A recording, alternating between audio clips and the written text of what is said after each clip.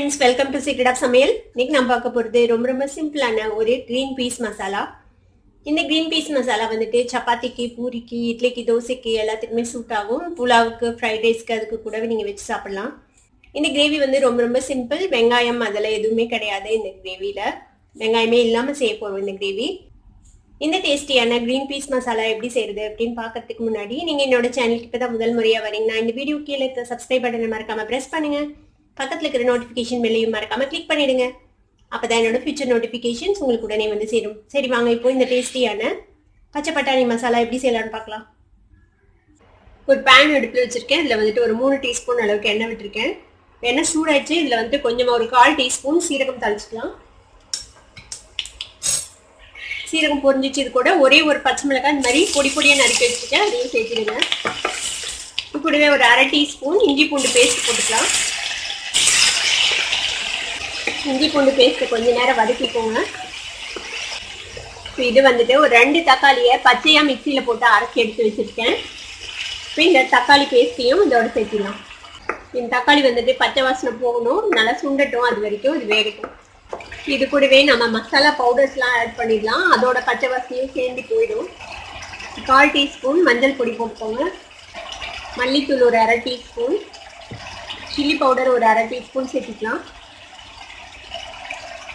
கரம் மசாலா பொடி ஒரு 1/4 டீஸ்பூன் சேர்த்துக்கோங்க.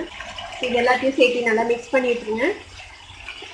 தக்காளி நல்லா பச்சை வாசனை போகட்டும், இந்த மசாலாஸையும் பச்சை வாசனை போகட்டும், கொஞ்சம் சுண்டட்டும். எண்ணெயில நல்லா வதங்கி கொஞ்சம் எண்ணெய் பிரியணும், அது வரைக்கும் அது நல்லா வதக்கிக்கலாம். இப்போ பாருங்க நல்லா தக்காளி வந்துட்டு சுண்டிடுச்சு. இப்போ மசாலா எல்லாமே பச்சை வாசனை போயிடுச்சு. இப்போ என்ன ஆட் பண்ணோம்னா இது வந்துட்டு ஒரு 7-8 முந்திரி பருப்பு இது மாதிரி மிக்சியில் போட்டு அரைச்சி வச்சிருக்கேன். இப்போ அதை வந்துட்டு இதில் ஆட் பண்ணிடலாம். மிக்சிலேயே கொஞ்சமா தண்ணி ஆட் பண்ணி அதையும் இதில் ஆட் பண்ணிடுங்க. இது கூட கொஞ்சமா சுகர், ஒரு பிஞ்ச் அளவுக்கு சுகர் ஆட் பண்ணுங்க. இந்த தக்காளியோட புளிப்பு தன்மை வந்துட்டு இது கொஞ்சம் பேலன்ஸ் பண்ணுவதற்காக. இப்போ இது வந்துட்டு பட்டாணி நான் ஆல்ரெடி வேக வச்சு வச்சிருக்கிறேன் உப்பு போட்டு. இப்போ இந்த பட்டாணி இது கூட சேர்த்துடுங்க. இப்போ இதெல்லாம் சேர்ந்து கொஞ்ச நேரம் வேகட்டும். இந்த கிரேவிக்கு தேவையான அளவுக்கு சால்ட் சேர்த்துக்கலாம். இது கூட கொஞ்சமா கொத்தமல்லி தழையும் ஆட் பண்ணிடுங்க. இது ஒரு 2-3 மினிட்ஸ் இப்படியே மூடி வைக்கலாம். இப்படியே வேகட்டும். இது 3-4 நிமிஷமா இப்போ வெந்திருக்கு நம்ம பட்டாணி போட்டதுக்கு அப்புறம். இப்போ ஓப்பன் பண்ணி பார்ப்போம். பாருங்க எவ்வளவு சூப்பரா எண்ணெய் தெளிஞ்சிருச்சு. நம்மளோட கிரேவி ரெடி ஆயிடுச்சு. பட்டாணி நம்ம ஆல்ரெடி வேக வச்சிட்டோம், அதனால பட்டாணி வேகணும்னு அவசியம் இல்லை. எல்லாம் சேர்ந்து ஒன்று சேர்ந்து இந்த கன்சிஸ்டன்சி வந்தா போதும். பாருங்க நம்மளோட பட்டாணி கிரேவி ரெடி ஆயிடுச்சு. அடுப்பு ஆஃப் பண்ணிடலாம்.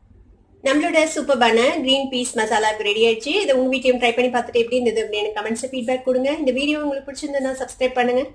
பக்கத்துல இருக்கிற பெல் ஐகானை கிளிக் பண்ணுங்க. அப்பதான் என்னோட ஃபியூச்சர் நோட்டிபிகேஷன் உங்களுக்கு உடனே வந்து சேரும். லைக் பண்ணுங்க, ஷேர் பண்ணுங்க. தேங்க்யூ ஃபார் வாட்சிங் this video viewers. Bye bye.